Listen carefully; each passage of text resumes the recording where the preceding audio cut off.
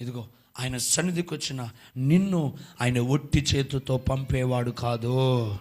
స్తోత్రం చెప్పండి గట్టిగా, చెప్పండి గట్టిగా హల్లెలూయా, చెప్పండి గట్టిగా హల్లెలూయా.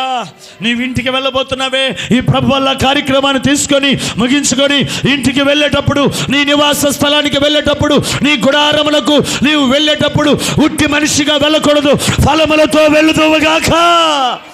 స్తోత్రం చెప్పు గట్టిగా సేకే, చెప్పండి గట్టిగా హల్లెలూయా. నువ్వు ఏదైనా తీసుకొని వెళ్ళాలంటే అది దేవుని సన్నిధిలో నుండే వెళ్ళాలి, లోకంలో నుంచి కాదు.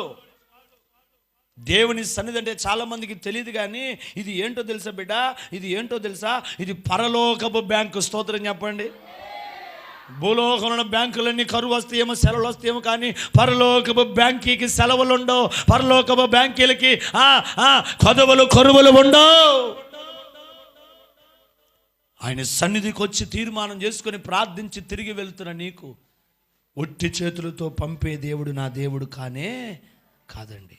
నా ప్రభునందు ప్రియమైన నా దేవుని పిల్లలారా, నా దేవుని బిడ్డలారా, ఈ ప్రార్థనలో పాల్గొని ప్రతి ఆదివారం దేవుని సందుకొచ్చి దైవికమైన ఆశీర్వాదాన్ని లేక దీవెనకరమైన ప్రతి ఆశీర్వాదాన్ని నువ్వు పొందాలంటే ఆ పొందేదేదో ఆయన సన్నిధిలోనే పొందుదువుగాక.